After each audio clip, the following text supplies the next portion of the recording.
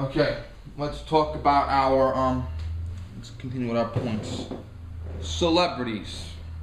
Yes, celebrities.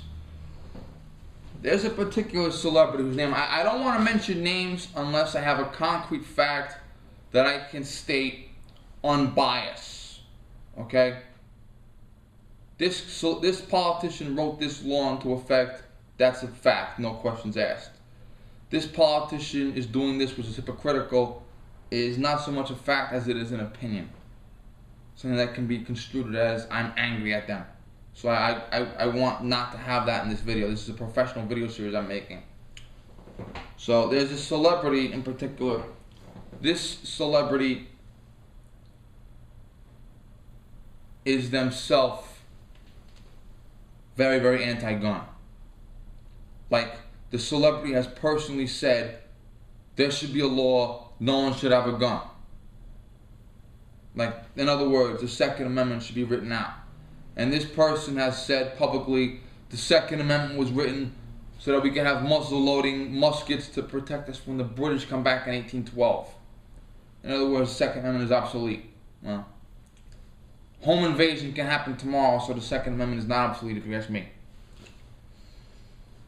Now, this person worked for Kmart.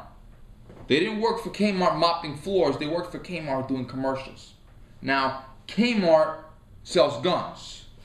I'm not bashing Kmart as long as they hire federally licensed dealers to conform with the law. They're okay. They have that right. I'm not going to bash them. As long as they're doing everything by the books, according to the law, I will not condemn anyone. Buying, selling, trading guns, as long as you follow the law, I promise you I will not condemn you. Okay? This person was doing commercials for Kmart, like the back to school stuff and blah, blah, blah. And this person had a daytime talk show. And an NRA celebrity came on the talk show.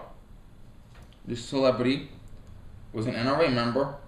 He believed in the Second Amendment strongly.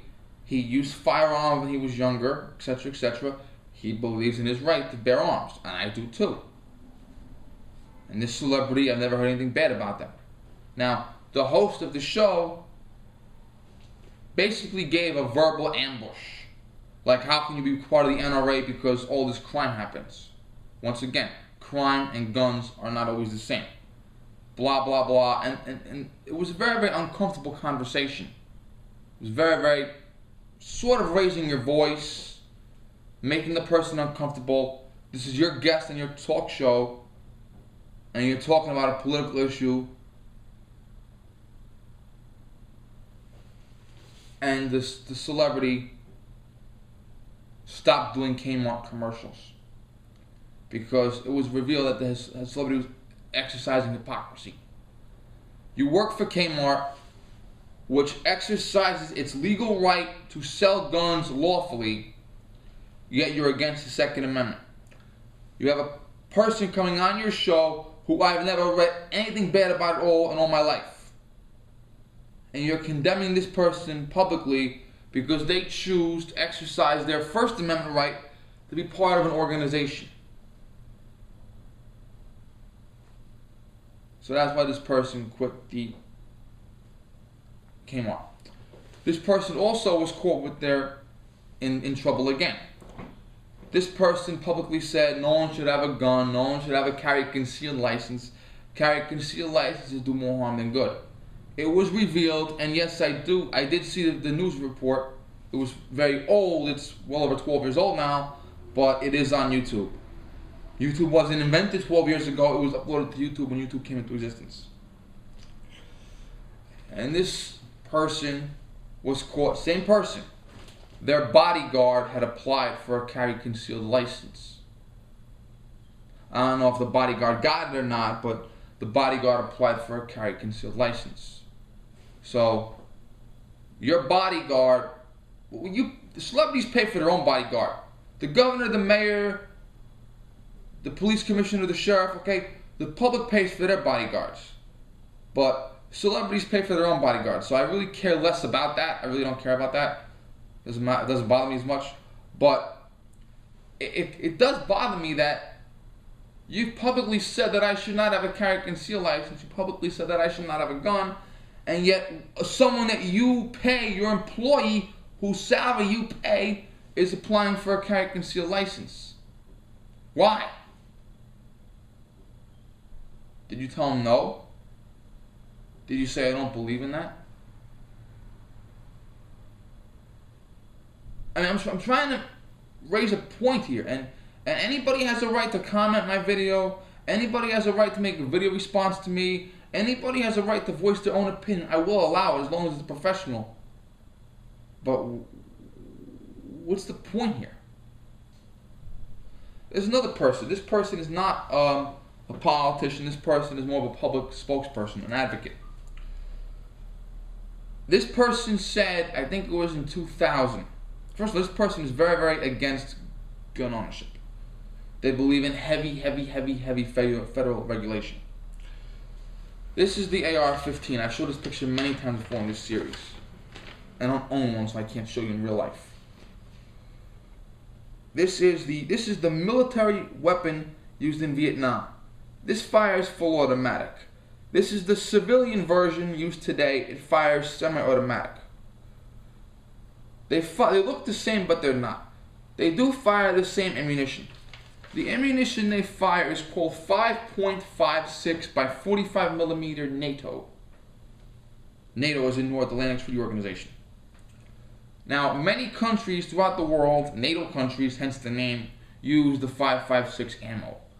Great Britain, Australia, there are many, Canada, there are many countries that use the 5.56 round. It's used in many different weapons, not just the AR-15. It's used in the British SA-80. It's used in the Ruger Mini 14. There are hundreds and hundreds of weapons throughout the world that uses, maybe dozens of weapons that use this ammunition. And this person is very uncomfortable with a citizen buying a gun that shoots that ammunition. They've tried to regulate it. They're very uncomfortable with it. It was revealed in 2000, I believe, that this person bought their adult son a 30-06 rifle. 30-06. 30 caliber, patent 1906. Nowadays we say 05, like someone graduated high school in 2005. They graduated high school in 05. 100 years ago they said aught. Okay, 1906 was 06. 1901 was 01. That's how they talked. So the 30-06 rifle was patented circa 1906. The 30-06 ammunition was used by the military in their M1 Garand rifle. If you look at a World War II movie, the giant rifle that's firing rifle rounds at hundreds of yards is an M1 Garand chamber to fire 30-06. The military stopped using that a long time ago.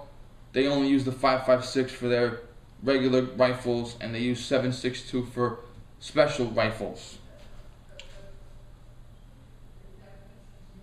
But hunters still use it for big game hunting. People that hunt medium and large game prefer the 30-06 rifle. Here's the issue.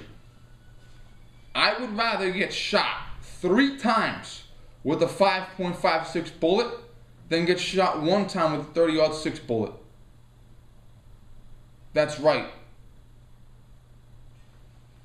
It's kind of like if my mother was against beer. Okay? My mother's against beer. She doesn't think people should drink beer. I'm just saying this hypothetically. It's not true. I'm just saying hypothetically. My mother's against beer. She thinks beer is bad for your health. So this Christmas, when I open up my gifts, she gives me a bottle of 100 proof vodka.